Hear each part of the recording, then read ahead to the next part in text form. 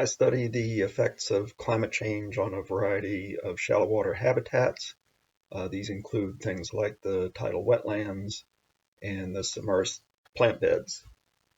These lines of research require consideration of how humans will interact with both with these habitats and the consequences of change in the future.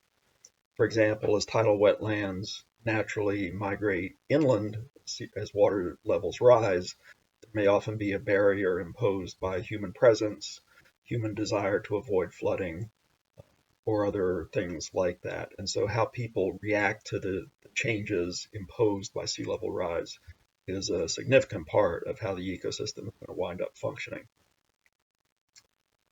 The things I look at in these habitats are, to a large extent, the plants themselves. The nature of both wetlands and the submerged plant beds are driven by the species of plants, how abundant they are, how well they're able to carry out productivity, how they acquire nutrients and sequester carbon, all those things. And there are consequences for other organisms and processes as the plants might change composition due to changes in sea level or changes in location. So, for instance, many of the microbial processes that happen in these places are controlled to a large extent by the presence of oxygen, how deeply into the sediments the oxygen might progress, and this presence of oxygen is also controlled by how frequently the site is inundated with water. The microbial processes can turn on and off very quickly, and many of these processes carry out what we would consider to be valuable services. So, for instance, the process of microbial denitrification removes nitrate from the water, converts it to what is essentially harmless nitrogen gas. And we know many of our aquatic ecosystems carry out this function. Where and when and to what degree it's occurring are areas of active research for myself and many others, and how that's going to change, whether it becomes more likely or less likely in the future, remains to be seen. The research I do on these systems is largely to try and understand what's present now and what forces might drive it to change in the future, for better or for worse. And in order to do that, I use a combination of observations of these ecosystems, these habitats in their current condition. You can understand what's causing them to behave in certain ways or perform to a certain extent by looking across a gradient of things like, for instance, water inundation regimes, and this sort of natural experiment where the place in the river or the time that you do your observations is essentially imposing variation in what you think these driving forces are, and you get to see how the system responds to those. Some of the things we're able to look at can be done at smaller scales where you can do manipulations and experiments. So you might be able to, for instance, have small plots where you remove one kind of vegetation, you remove one component of that system, such as you might remove all the litter from a place where a plant has produced litter.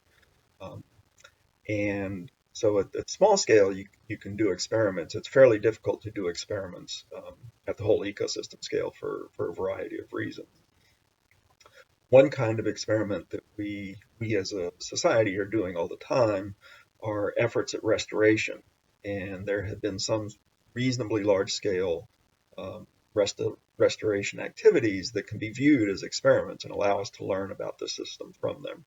So, for instance, we do things to reintroduce salt water to tidal marshes that have been cut off from the sea for years to decades. There are places where we've removed invasive plants, and by doing so, you get to look at the effect of a particular plant presence on how that ecosystem might function. One of the major things that's happening all along our coast is alteration of our shorelines. So people are rebuilding shorelines either because they've reached the end of their natural lives, requiring maintenance replacement, or because they want to build taller, stronger shorelines in response to concerns about flooding from sea level rise or increased storm frequency. So people are doing manipulations that can be viewed as experiments, used as experiments all the time. So in studying climate change and the consequences for ecosystems, there are a variety of things. We understand how a particular ecosystem responds to some change in the driving force, again, such as changes in inundation.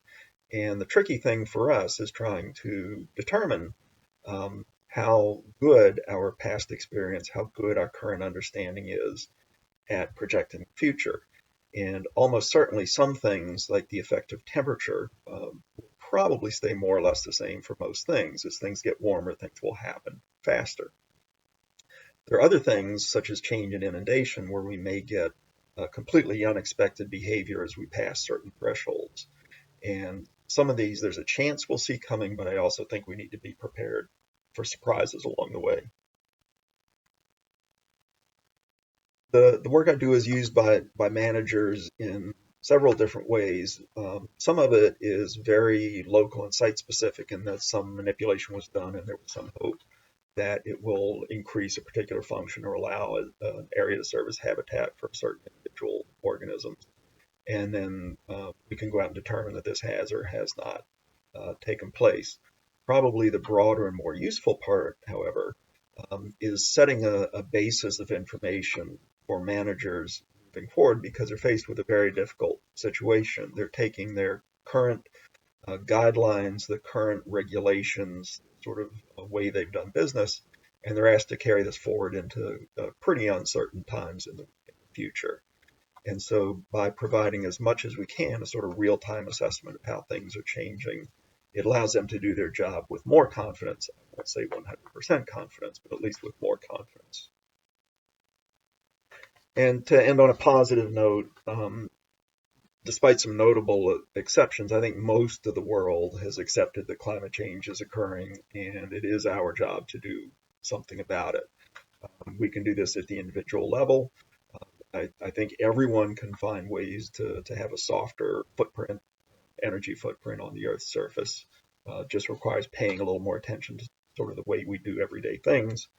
And then we all have a voice, and sometimes that voice is heard loudly and sometimes it's not. But we all have a voice, and we can raise it in whatever venue is open to us, and allow us to have some change, some effect on how the leaders of this country and the rest of the world carry out our business.